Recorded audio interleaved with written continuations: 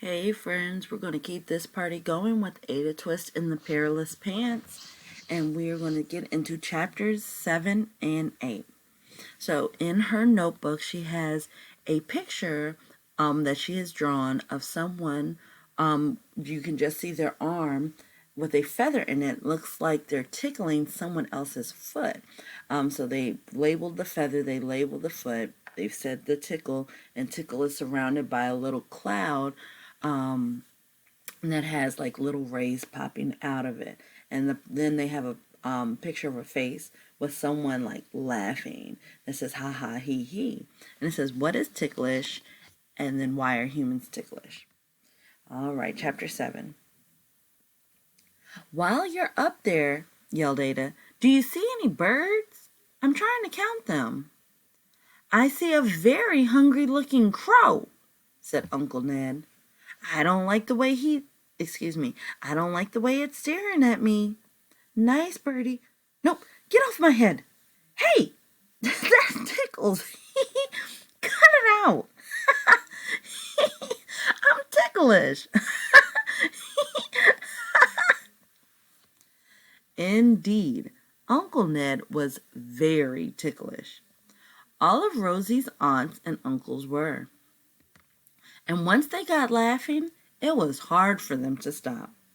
Uncle Ned tried to swat the bird away, but he was laughing too hard. Meanwhile, the kids brainstormed ideas. They often thought up ideas together and helped one another with projects. They spent so much time answering questions that Ada's aunt Bernice gave them a nickname. She called them the questionnaires.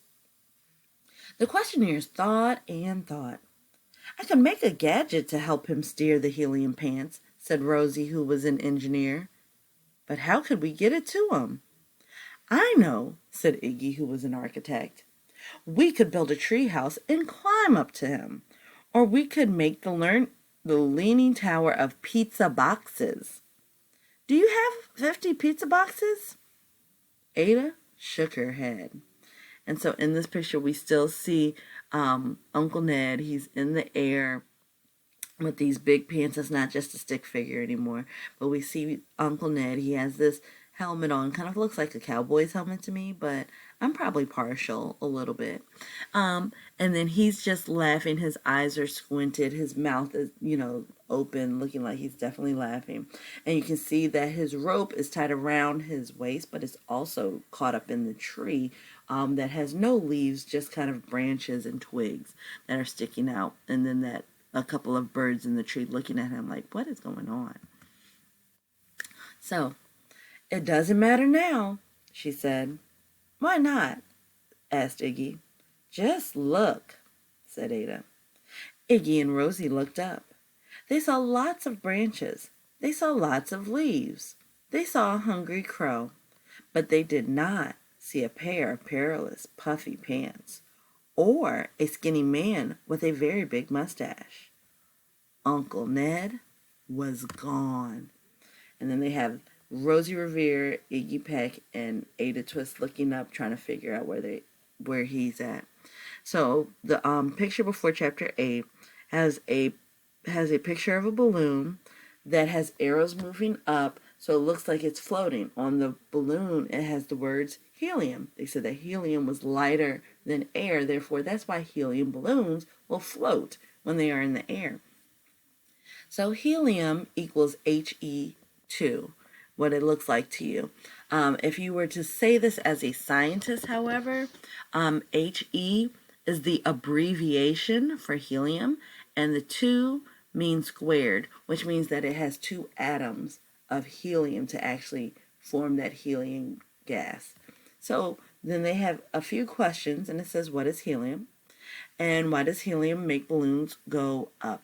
Has a picture of her cat in the corner, has the words up drawn in bubble letters, and then this little sign, which looks like maybe 3 hula hoops together, with one kind of going up and down and the other 2 in an X formation with a dot in the middle. That's an atom sign. That means like it's an atom and it has electrons going around it. So, chapter 8, last chapter before we go into the next day. The three kids looked this way and that way. There was no sign of Uncle Ned or his perilous pants. "Do you think the crow got him?" asked Iggy. "He could be anywhere," said Rosie. She was worried. "Let's think like scientists," said Ada calmly. "Let's start with questions." Look at this scientist. She's starting with questions just like y'all did on your science process, well, quiz and test. So Rosie looked up. "What if he went straight up to space?" she asked. So that's a question. Ada tapped her chin and thought a moment. "I don't think Uncle Ned could get up to space," said Ada. "I was reading about gases in my book. Helium is a gas and it follows all the rules of gases. Gas molecules spread out in every direction to fill the space around them." Ada started pointing and making hand gestures and sound effects. She wanted to tell Rosie and Iggy all the things she had read about gases. The thoughts were crowding her brain and fighting to get out all at once. Then Ada stopped. She was doing the same thing she had done when she tried to explain her experiment to Arthur. That didn't work out so well. Maybe now was the time to try something new. Oh, look at that. She's making a new hypothesis. "I'll show you," said Ada. Ada took a deep breath and pulled out her notebook. Sometimes it helped her when she sketched in her notebook and then explained as she went. And then on there we have a picture of Ada talking with Rosie, Iggy, and her cat looking at her as she explains. "Helium is a gas, so it follows the rule of all gases," she said. "Gas molecules spread out to fill the space around them. So the helium molecules are filling all the space inside the pants. They push on the material with enough force to make the pants puffy. See?" And then in her notebook, she has the stick figure again with the big puffy pants, and helium is inside pushing on the outside of the pants, but the air is pushing back they're pushing to go, the helium is pushing to go outside and the air is pushing to go inside. So, using pictures made explaining things so much easier. Ada's ideas seemed to get in line and come out in the right order. And it was working. Rosie and Iggy nodded as she explained, though they still looked a little confused. Ada continued. "While the gas molecules are pushing outward," she said, "the air above and around Uncle Ned is also trying to spread out and is pushing on the outside of the pants." "So?" said Iggy. "So," said Ada, "the pants are just a balloon. The gas inside is trying to expand, but the strength of the balloon and the pressure of the air outside the balloon keeps it from stretching too far." "Okay," said Iggy. "Then," said Ada, "if Uncle Ned goes up, up, up, there is less air above him and around him, so there are fewer molecules to push on the outside of the pants. But there is the same amount of pressure from the helium molecules inside the pants." Rosie jumped in. "So the helium in the pants can expand more because there is more pressure on the inside of the pants than the outside of the pants?" said Rosie. "Right," said Ada, who was trying to remember what she had read. "So," she said as she tapped her chin, "Uncle Ned's pants will keep expanding." "And?" asked Rosie. "And they will get bigger and bigger and," said Ada. "And?"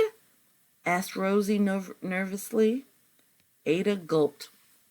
"And what?" asked Rosie. Ada took a deep breath. A worried look crossed her face. "What?" asked Rosie. The pressure inside the pants will be much stronger than the pressure outside, said Ada, and they'll pop. Oh, no, Rosie gasped. Uncle Ned will fall from space. No, actual space is 60 miles up, Ada said. His pants would explode way before then. Rosie's eyes got wide. Oh, no, said Ada. I'm not explaining it right. I didn't mean to upset you. I just meant that he wouldn't float that far up.